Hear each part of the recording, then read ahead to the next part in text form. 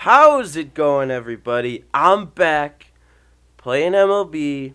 I know I haven't posted in like a month or so ish. I honestly don't remember the exact date of the last video I posted, but school kind of got to me. Yeah, it was the end of the semester coming up, and I just, you know, didn't have the time to be editing videos and posting and stuff like that. So I've still been playing the game quite a bit.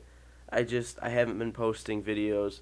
And actually, this video here, franchise mode, I recorded, I recorded it like a month ago. And I didn't edit it. Like, that was one of the videos that I didn't edit. And now I still want to do the franchise, but it's like, we're like a month deeper into the season. So I decided to go and find the newest version of the Operation Sports rosters. I think these came out on May 17th, is what it said. So these are fairly new. I think they update it based on. They update the players' like skills and attributes based on the roster updates that San Diego Studios puts out themselves.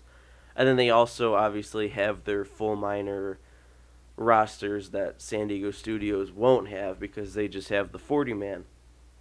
And the reason I did this is just because things have changed since I recorded the last episode, and since I didn't actually start any of the season in that one. I mean, I shouldn't say last episode because it's not something I released, but like since I didn't start anything in that and I didn't get deep, I just decided I might as well start it over.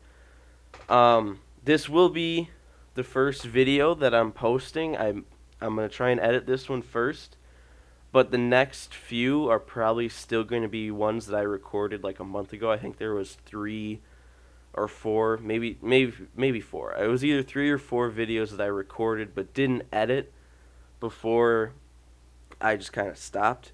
And there's 2 more besides this one that will be, or 2 or 3, I can't remember. But there's other videos that will be going up that I recorded a month ago. But those will be fun because you'll see what they are. And the one series, well, both of them, there's only 2 videos I'm thinking of that I have.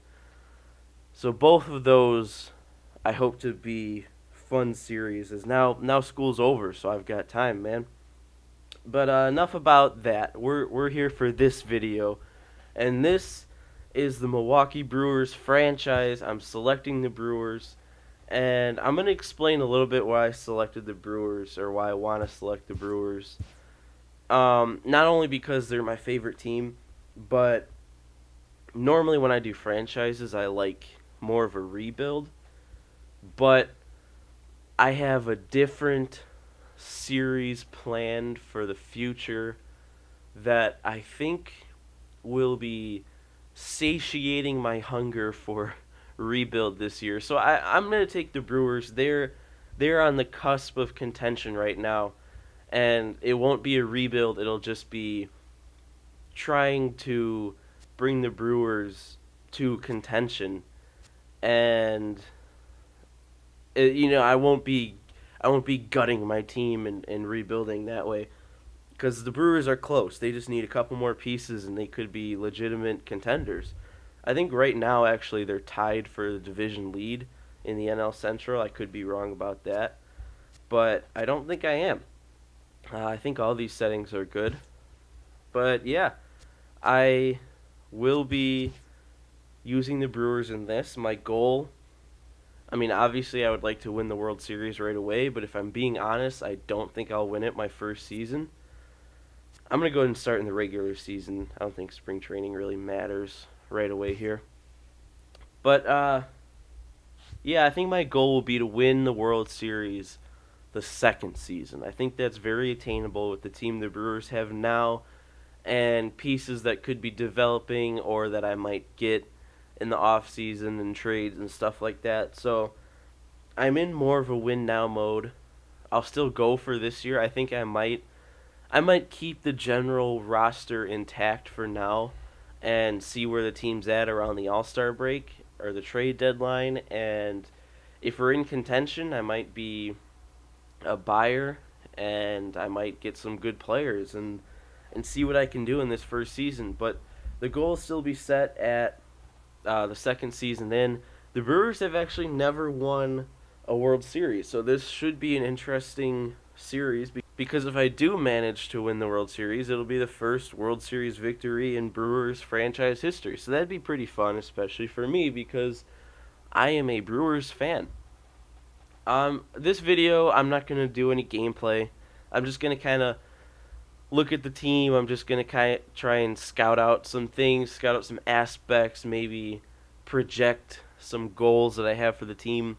I'm gonna make this a longer video. I don't know exactly how long, but I'm guessing it'll probably be over half an hour. Typically for these videos, I'll probably try and keep them to under 20 minutes ish. I know some other franchise videos and series people have pretty long videos. They're like 40 minutes or so. But I'm probably going to keep these under 20. I will be playing games. I'm not just going to simulate. I like gameplay. I like actually getting in there and playing with the team that I have. So I'm going to be playing games. The typical episode will probably consist of a game and then maybe some other team management things, maybe critical situation highlights. Actually, I think I'll go into the schedule here and I'll kind of explain my way of thinking. So I'm going to be playing this first game. This is going to be the next episode of the series. And what I'm going to kind of do is I'm going to play with every pitcher in the rotation, but not like in order. Like I don't know, I don't really know how to describe this. Like I don't know the sequential way to describe this, but like I'll be playing as the first guy in my rotation, the starting pitcher in my rotation, and then I'll simulate the next 5 starts in a row. So I'll play with slot number 1. I'll simulate 2, 3, 4, 5, and then I'll simulate the first slot when it comes back around again, and I'll be playing on slot number 2. So if this is slot number 1, I'll play this game. So Chase Anderson right now is in starting pitcher slot number 1. I don't exactly know if it's going to stay that way, but Chase Anderson, first slot, simulate slot 2, 3, and then up here to 4, 5, and then this one will be Chase Anderson again.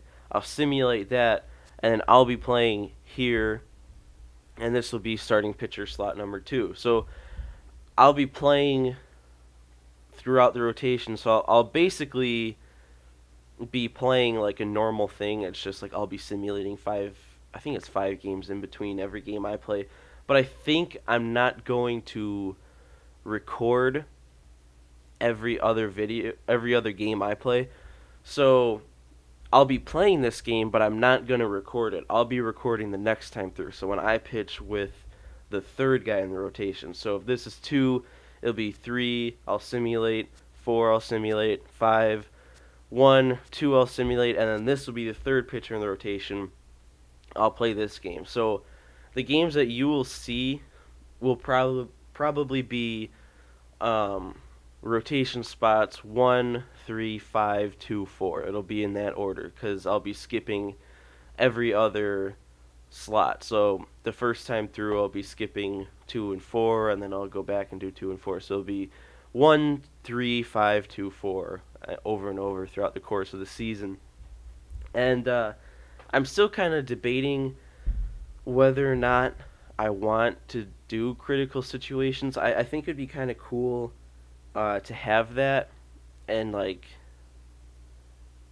maybe before every episode of gameplay I'll kind of like show my simulation screen that leads us up to that game, and I'll maybe show some highlights of critical situations, or the highlight maybe of the game that I play that I'm not recording fully, or live I should say.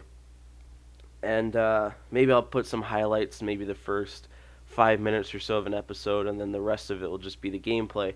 So I think that might be what I do. I'll try some things out. I'll probably try that first.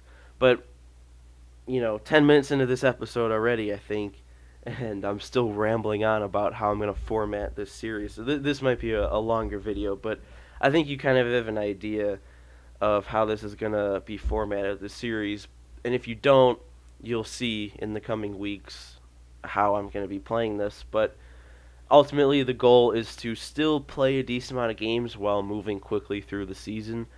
Um, I'm estimating that each season is going to take 13 episodes, depending on whether or not we make the playoffs. It might be more.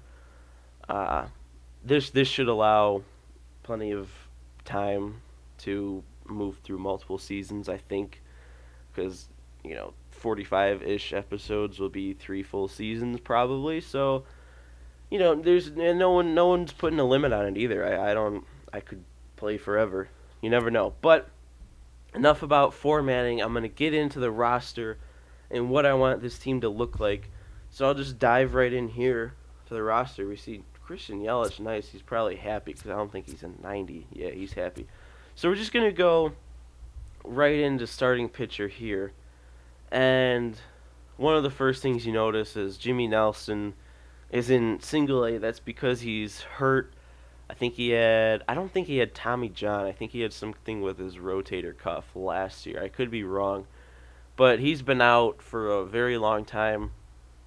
And I think he's going to be out in real life until the All-Star break. I think that's what I've heard.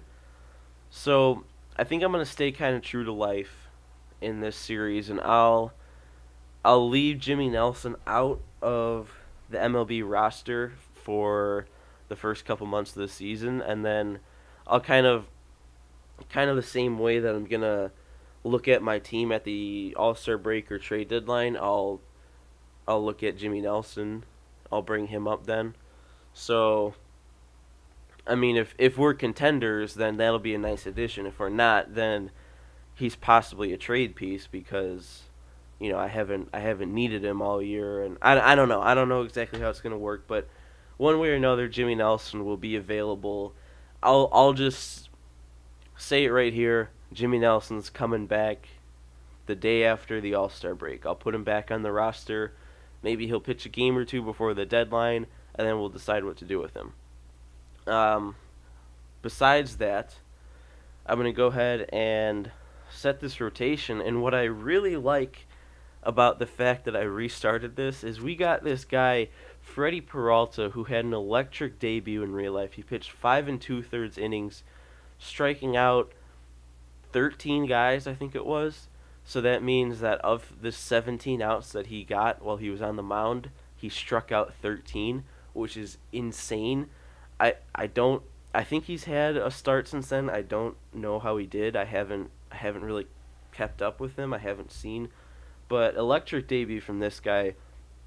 They have him in this roster as a 71 overall with a B potential. I think he's a 71. I don't think his morale's affecting it. But I think actually the first thing that I'm going to do with Freddie Peralta is send him down. It does say it's going to use one of his options, but that's fine for now. I don't really want... normally when I play franchises, I like to keep guys in the minors, not for as long as possible, but I'm really reluctant to bring them up too early because this game's kind of touchy when it comes to prospects. If you bring them up too early and they don't perform well, it kind of hinders their growth because the player development process hinges on performance as well as potential. So even if their potential is like an A or B and they should be progressing really well, if they're not performing well, they're not going to be progressing at the rate they should, and then they won't turn into the player that they should. So like I said, I don't really see myself contending this year, so I'm not going to worry about having the best rotation. And he's only 71, so it's not like he's going to be lights out right now anyway. What I am going to do is I'm going to bring up Brandon Woodruff. He's kind of been bouncing around this year. He's kind of been bouncing back and forth from the MLB roster down to the AAA roster. But he's a solid player. He's 25 years old. He's a B potential. He does have the ability, and now he's a 72 because he's happy. Oh, and that's actually his real rating, so he's actually better than Freddie Peralta. Lo and behold. So I'm gonna move Brandon Woodruff into the slot that Peralta took, and I'm gonna give Peralta another year or so to develop a bit, and maybe Brandon Woodruff will develop too, and I'll probably be getting rid of guys like Guerra and Chassin and Peralta, and maybe even this Corbin Burns are going to be taking his spot because this Corbin guy, good potential too. But yeah, for now, my rotation is going to be Chase Anderson, Zach Davies. I don't know how to pronounce his first name, but when I was younger, I said Jehulius. I don't know if that's true. Jules. I don't. I should probably look that up before I actually pitch with him. But he's going to be in the rotation. Junior Guerra and Brandon Woodruff to round it out. And I'm going to leave Peralta in AAA. And I'll probably restructure some of these things here because the 40-man roster is kind of messed up. This roster build that I downloaded, I guess it doesn't have accurate 40-mans. It just has the MLB roster on the 40-man roster. So I'll be going through and tweaking that. Don't worry. But as far as the bullpen goes, another plus of this update mid-season thing and restarting is Josh Hader got a big update, a big boost when they did a player update, a roster update thing a couple of weeks ago.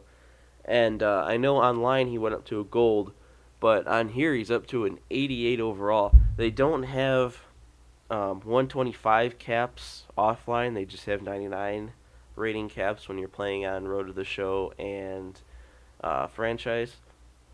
But Josh Hader is still going to be a major weapon out of this bullpen. 88 overall.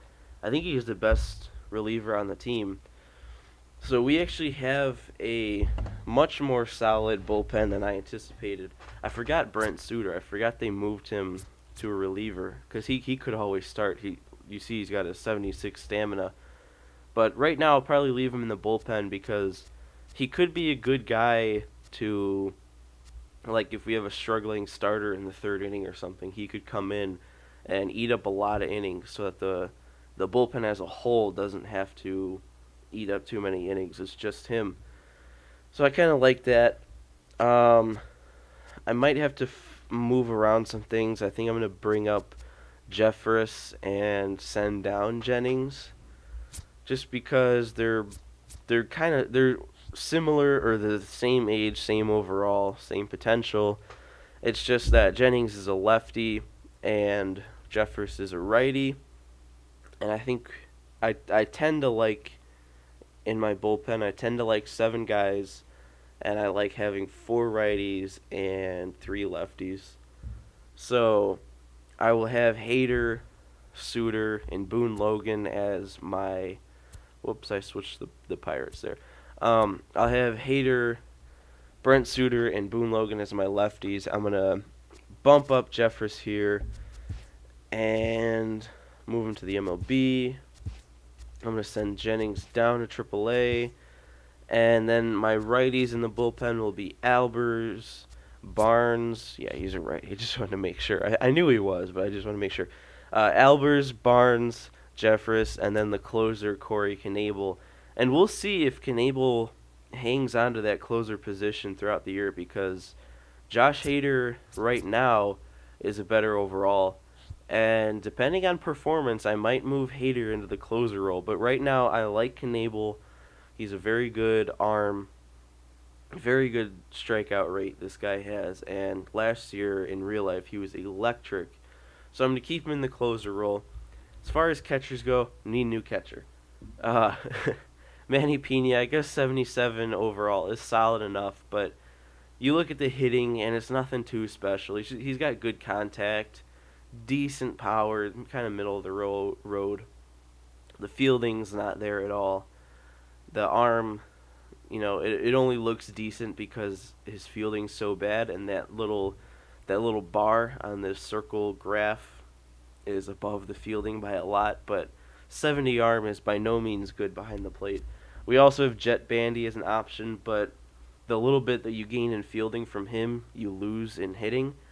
So our catcher options throughout this team are not very good, as you can see. I scroll through all of them, but we're gonna stick with this for a while. We're not gonna look to get someone right away, but the catcher position is definitely one of the first spots we're gonna look to upgrade, along with pitching. I do think that one of the Brewers' main needs is pitching, but catcher definitely is also a main need.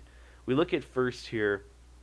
First base definitely is not a main need, as we have three, in my opinion, starting caliber first basemen. I know none of them really have the fielding, but it's first base. You don't really need it.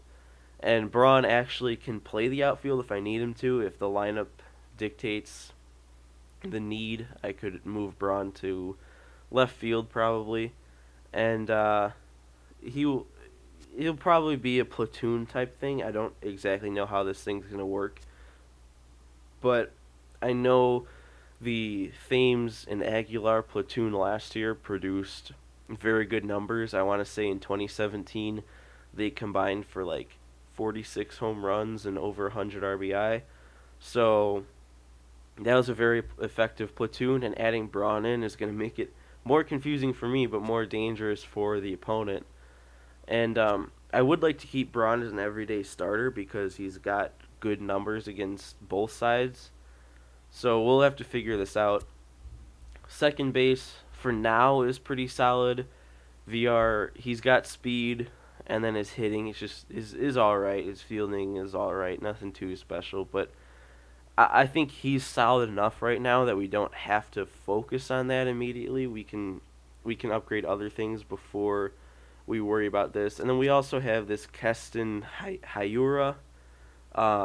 He's gonna be solid in a few years, kind of similar to Willie Peralta. He's just like 6 or 7 overall points lower than Peralta, but same age, same potential rating, and we're gonna see how he develops if he can become our starting second baseman. Third base, I really like Travis Shaw on MLB The Show games. So even though his overall isn't the best, I mean 81's solid. I shouldn't say not the best. I think he might be, yeah. So player morale is bumping him up. So he's actually 79, but his hitting is very nice, especially against the righty. He's solid against the lefty. The fielding is good enough for a third baseman. Obviously, you'd like to see it higher, but it's fine for a third baseman. I don't really think a third baseman needs the best fielding, but obviously you could always use it. But we don't really have too many other options coming up. We kind of Lucas Urkig. Again, another name I can't pronounce, but kind of the same as Keston from the second baseman slot before. We'll see how they develop. Travis Shaw probably looking like our starting third baseman for the majority of this series. We move over to shortstop, and Arcia is definitely probably going to be probably nice one. He is most likely going to be our shortstop throughout this entire series. 8 potential, 23 years of age, already an 81 overall. He's a 77, bumping up to an 81. And he's very solid across the board right now. He's got 65, 64 contact, which is serviceable. He's got decent power for a little guy. The fielding is decent. I would like the arm strength to be up more because I do really value arm strength at the shortstop position. So depending on what kind of players we get in the future, I'll maybe even be looking to shift him over to second base with that arm strength if we can get a shortstop that's better maybe in the field. And Arcia, though, he probably will be a staple for this team for this entire series of mine. And then we move on to left. Same with Yelich. He's only 26, and he tears the cover off the ball. He's got very good contact, decent power, especially against righties. That power is going to be nice. He's very good in the field. He's got a decent arm, and he's got good speed on the bases. Christian Yelich is going to be a fixture in our outfield for the majority of the series. Now, I can't say the same for the Brewers' other offseason acquisition, Lorenzo Cain. Obviously, you can see from this he's a very solid player. He's got very good attributes, but the fact that he's 31, I know that's not old, but like I feel like with the way that this game works and the way that franchises worked in the past, he's only going to be going downhill from here. So I might look to shop him around near the All-Star break / trade deadline, depending on how the team's doing. He might be a trade piece. We'll always see. I mean, it's not for sure, but it definitely is something to consider that he might not be sticking around too long on this team. I like the guy. I actually, if you have a minute or so, I have a personal anecdote about Lorenzo Cain back when he was on the Brewers the first time around. Um, I actually went to a Brewers game. It was my first Brewers game I ever went to at Miller Park, and we found out that we were allowed to go right down by the field at the beginning of the game, even though our seats were way up high. And it was really cool because when we got down there, the Brewers were in the middle of batting practice, and we walked right down by the netting, and it was someone like Prince Fielder was hitting at the plate, but maybe 5 or so feet in front of where I was, it was two young baseball players who were doing some tee work together, and those two players are named Jonathan Lucroy and Lorenzo Cain. And obviously, me being the young, excited kid, all I saw was Prince Fielder hitting, and I was kind of hypnotized by that, him just drilling the ball over the wall. But my mom asks me, who are these two guys in front of us? And I'm like, oh, I don't really know for sure because they're kind of young, they haven't played too much. And I'm like, I wouldn't worry about them, they're kind of nobodies. And I think the very next year, both players were on the All-Star team. I think both Lucroy and Cain were on the All-Star team. And I just find it kind of funny because I had told my mom, oh, don't worry about these two guys. They're nobodies. And I think they both ended up actually starting that game that we saw. And then, like I said, the next year they were both All-Stars. But that really doesn't have anything to do with this video. I just thought it was kind of a fun story to tell. But yeah, reluctantly, Lorenzo Cain probably won't be on the team for too long. We move over to right field, our last position here to go over, and we have Domingo Santana. Nothing wrong with him. I mean, I'd like the fielding to be up, but very good not behind the plate, but at the plate. He's 81 right now. 25 years old with a B potential. That's going to be solid for this series. I don't really see the need to replace him going forward unless we can get someone really good. But he's probably going to be a fixture in the outfield.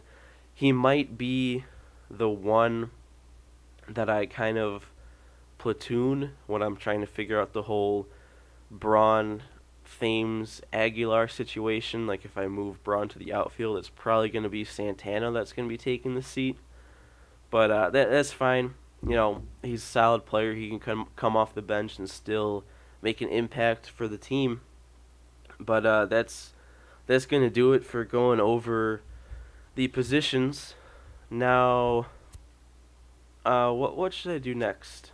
All right, I think what I'm going to do next here is I'm going to go in and set the rotation and lineups and see what we're working with. Brandon Woodruff is going to go right ahead. What is Suter's overall? He's 74. Right. I'm going to put Woodruff in the rotation. We got an all-righty rotation. I think this is how I'm going to keep it. I think they're all 74s for real, 76. All right.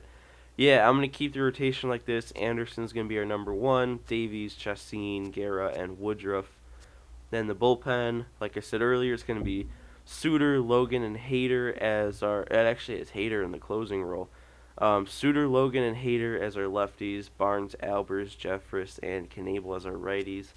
I'm going to go ahead and move Knable into the closer spot because I was talking about that earlier. Um, I will go ahead and switch out. I'll just put Albers here. You know what? Nah. Yeah. I'm gonna move Hader into the MRP. I don't really. Is something relief pitcher. I don't really know what the M stands for, but one thing that I've kind of noticed in this game is that when you put a guy in the setup role and it's simulating, that person doesn't pitch that often. Like if you look at the player's innings pitched, is usually the setup guy has a lot less innings pitched than mostly everybody else. I think the computer just thinks you put him in the setup role, so you only want him in the eighth inning if your team has the lead, which isn't the case, especially if he's one of your best guys. So I'm gonna leave Hader out of the setup role. Obviously, I still want someone decent there in case we do have a opportunity for a late inning hold. But I'll put Albers there, and I'll only have him there, and then I'll have Knable to close it. I'd like to get Hader a decent amount of work, so I'll leave him in this role. Now it's time for the lineups, and I anticipate that this is going to take a little bit long to figure out, so I'm not going to talk you through it. I'll just do it on my own, and then I'll come back to you when I'm done. All right, so that wasn't as much of a headache as I thought it would be. I thought I'd have to sit here and think about this for a while, but what I'm going to do is pretty simple. I'm just going to bench Santana against righties and move Braun to left, Yelich to right, Thames to first, because I really didn't want Eric Thames' bat against the righty. He's got very good power from both sides, but with that contact, he'll probably be a little bit more effective against the right-handed pitching. So this is going to be my lineup against the righties without a DH. With a DH, is going to be very similar. It's just going to be Santana's going to be back in, and Thames is just going to be DH with Braun at first. Lefty with a DH, it's basically just going to be the same as righty with DH, except for Thames and Aguilar are going to switch out there at DH. Jesus Aguilar, very good against the lefty, so he's going to get the starts there against the DH. Obviously, with being in the National League, we're not going to have too many games with a DH, but we're going to have a few, and we want to put the best foot forward, so this is the way we're going to do it. It's going to be just a standard lineup here without the DH. It'll just be Thames is going to be on the bench instead of Santana, and then everyone's going to be at their primary position with Braun staying at first. I do think I would like to have one more lefty on the bench just because of my lineup against righties. I have all the lefties I have in, and there's no more on the bench. And I'd kind of like to have a lefty coming off the bench, so I might look at my team and see if I have a lefty in the organization that could replace somebody. Probably would be replacing Saladino here. And if I don't, I might even go out and sign a free agent. But I'll be back in a little bit to let you know what I'm gonna do. All right. So what I did was I went ahead and brought Brett Phillips up in place of Saladino. And you look here and you're thinking, oh man, you don't have a backup middle infielder or anything. But that's actually false because Hernan Perez can play all over the infield besides first base. It just has him as a right field for starting position or primary position. But he can play everywhere that Saladino could. So we got that covered. We got our outfield covered, and we have a lefty now coming off the bench. Actually, Phillips could be a defensive replacement for sure if we go like late inning type thing. Phillips very good in the field, huge arm out there, and I'm not worrying about bringing him up too early because he already has some MLB experience. He is one of our best prospects coming up at that A potential here, and he's only 23 years old. But like I said, he already has some MLB experience, and he's not going to be in a starting role, so he's not going to be too exposed right now. But he could definitely be a solid addition to this team in the field and at the plate, pinch hitting maybe at some point in the game. Probably a double switch candidate here.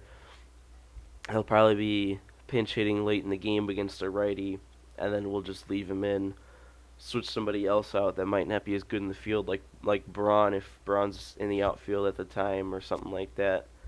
Um, I think that's actually gonna do it for this first episode. I think the other stuff that I'm gonna do is just stuff that I'll just do on my own off camera. It's not really anything that I'll bore you guys with. I'll just be going through and seeing what I need to train some people with, and then maybe looking at some players' salaries I might want to move and scouting some people out and stuff like that.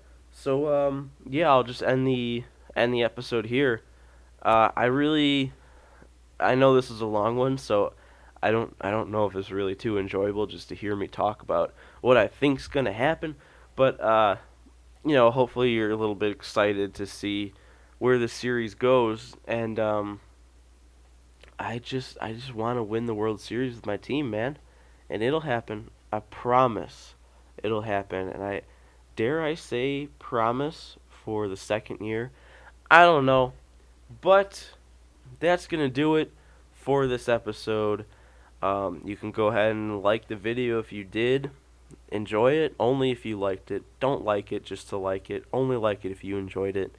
Or you know what? You can even like it if you're excited about where this series can go. But yeah, make sure you subscribe to the channel if you want to see some more videos of MLB or maybe even other stuff that might be coming out in the future. And come back for the next one because we are going to be playing the opening day game against the San Diego Padres. And I will see you in San Diego.